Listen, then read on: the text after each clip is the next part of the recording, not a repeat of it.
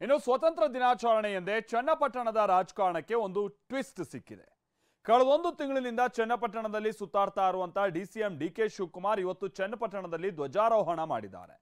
DK Shivakumar ಜೊತೆಗೆ CP Yogeshwar ಕೂಡ ಕಾಣಿಸಿಕೊಂಡಿರುವಂತದ್ದು ಕುತೂಹಲ ಹೆಚ್ಚಿಸಿದೆ. ಚನ್ನಪಟ್ಟಣ ಕ್ಷೇತ್ರದಲ್ಲಿ ಧ್ವಜ ಹಾರಿಸಲು ಪ್ರತಿನಿಧಿಯಾಗಿ ಇಲ್ಲದ ಕಾರಣ ನಿಮ್ಮ ಮಗನಾಗಿ ನಾನು ಇಲ್ಲಿಗೆ ಬಂದಿದ್ದೇನೆ.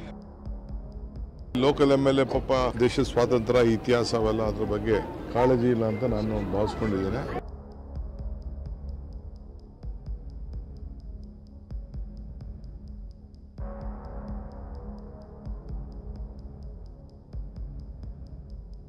ಧ್ವಜಾರೋಹಣ ದೇಶದೆಲ್ಲೆಡೆ ಇವತ್ತು ಸ್ವಾತಂತ್ರ್ಯೋತ್ಸವದ ಸಂಭ್ರಮ ಮನೆ ಮಾಡಿದೆ.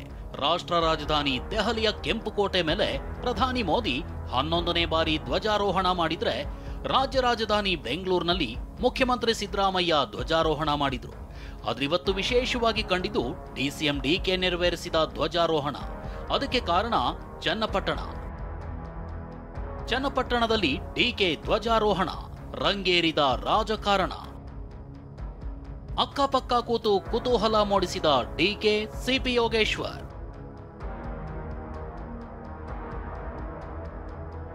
ಚನ್ನಪಟ್ಟಣದ ಇತಿಹಾಸದಲ್ಲೇ ಮೊದಲು ಎನ್ನುವಂತೆ ರಾಜ್ಯದ ಉಪಮುಖ್ಯಮಂತ್ರಿಯೊಬ್ಬರು ಇಂದು ಸ್ವಾತಂತ್ರ್ಯ ದಿನಾಚರಣೆ ಅಂಗವಾಗಿ ಧ್ವಜಾರೋಹಣ ನೆರವೇರಿಸಿದ್ರು.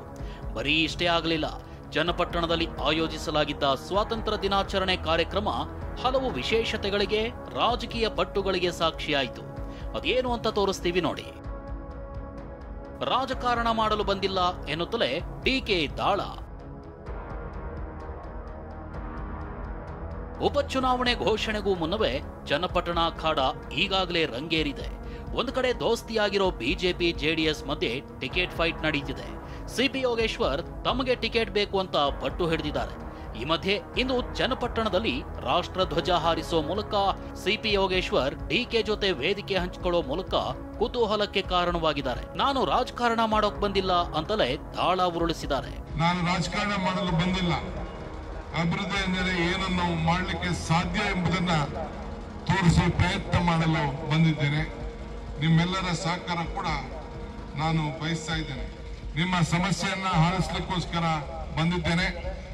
ಕಳೆದ ಒಂದೂವರೆ ತಿಂಗಳಿಂದ ಸಾವಿರಾರು ಜನರನ್ನ ಭೇಟಿಯನ್ನ ಮಾಡಲಿಕ್ಕೆ ಪ್ರಯತ್ನವನ್ನು ನಾನು ಮಾಡಿದ್ದೇನೆ.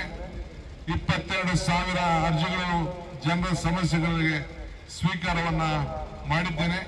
ನಾನು ಬೇರೆ ಹಿಂದೆ ಇದ್ದಂತ ಶಾಸಕರು ಎಷ್ಟು ದಿನ ಈ ಪವಿತ್ರವಾದಂತ ಕಾರ್ಯಕ್ರಮಕ್ಕೆ ಬಂದಿದ್ರು ಬರಲಿಲ್ಲ ಅನ್ನೋದನ್ನ ಚರ್ಚೆ ಈ ವೇದಿಕೆಯಲ್ಲಿ ನಾನು ಮಾಡಲಿಕ್ಕೆ ನಾನು ತಯಾರಿಲ್ಲ. ವೇದಿಕೆ ಕಾರ್ಯಕ್ರಮದ ಬಳಿಕ ಮಾತನಾಡಿದ ಡಿಕೆ, ಚನ್ನಪಟ್ಟಣ ನಂಗೆ ಪ್ರಿಯವಾದ ಜಾಗ ಅಂತಲೇ ಕೇಂದ್ರ ಸಚಿವ HDKಗೆ ಮಾತಿನಲ್ಲೇ ಚುಚ್ಚಿದ್ರು. ಅಷ್ಟೇ ಅಲ್ಲ, ಚನ್ನಪಟ್ಟಣದಲ್ಲಿ ಕಾಂಗ್ರೆಸ್ ಪಕ್ಷಕ್ಕೆ ಬೆಂಬಲ ಕೊಡಲು ಜನ ನಿರ್ಧರಿಸಿದ್ದಾರೆ ಅಂದ್ರು.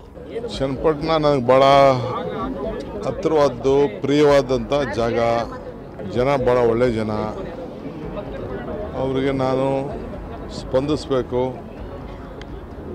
ನಾಯಕತ್ವ ಇಲ್ಲ ಇಲ್ಲಿ. 6 ವರ್ಷದಲ್ಲಿ 6-7 ವರ್ಷದಲ್ಲಿ ಒಂದಿನೂ ಬರಲಿಲ್ವಂತೆ. ಪಾಪ ಅವ್ರಿಗೆ ಅನುಭವ ಇಲ್ಲ, ದೇಶದ ಸ್ವಾತಂತ್ರ್ಯ ಇತಿಹಾಸ ಅವೆಲ್ಲ ಅದ್ರ ಬಗ್ಗೆ ಕಾಳಜಿ ಇಲ್ಲ ಅಂತ ನಾನು ಭಾವಿಸ್ಕೊಂಡಿದ್ದೇನೆ. ಈ ದೇಶಕ್ಕೆ ಸ್ವಾತಂತ್ರ್ಯ ತಂದುಕೊಟ್ಟಂಥ ಪಾರ್ಟಿ ಕಾಂಗ್ರೆಸ್ ಪಾರ್ಟಿ. ಆ ಕಾಂಗ್ರೆಸ್ ಪಾರ್ಟಿಗೆ ಬೆಂಬಲ ಕೊಡಬೇಕು. ಸರ್ಕಾರ ಇದೆ, ನಮ್ಮ ಬದುಕು ನಾವು ನೋಡ್ಕೊಳ್ಬೇಕು ಅಂತ ಮತದಾರರು ತೀರ್ಮಾನ ಮಾಡಿದ್ದಾರೆ.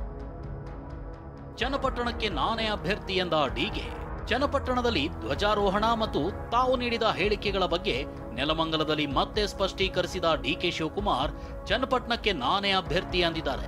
ಅಭ್ಯರ್ಥಿ ಯಾರಾಗಬಹುದು ಸರ್ ಚನ್ನಪಟ್ಟಣಕ್ಕೆ? ನಾನೇ ಅಭ್ಯರ್ಥಿ. ಅಭ್ಯರ್ಥಿ ಯಾರಾಗಬಹುದು ಸರ್ ಚನ್ನಪಟ್ಟಣಕ್ಕೆ? ನಾನೇ ಅಭ್ಯರ್ಥಿ.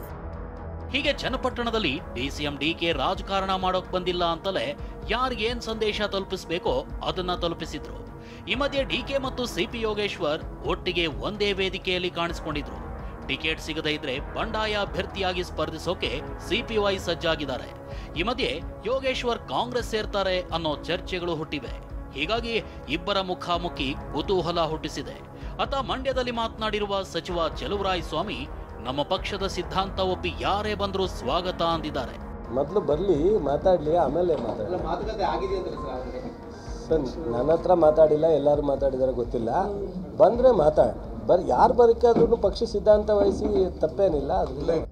ಹೀಗೆ ಧ್ವಜಾರೋಹಣದ ಕಾರ್ಯಕ್ರಮದಲ್ಲೇ ಚನ್ನಪಟ್ಟಣ ಉಪಚುನಾವಣೆ ರಾಜಕಾರಣ ರಂಗೇರಿದೆ. ಕುಮಾರಸ್ವಾಮಿ ಈ ಬೆಳವಣಿಗೆಗೆ ಅದ್ಯಾವ ಪ್ರತಿಕ್ರಿಯೆ ಕೊಡ್ತಾರೆ ಅನ್ನೋದು ಸದ್ಯದ ಕುತೂಹಲ. ಸೈಯದ್, TV9, ರಾಮನಗರ.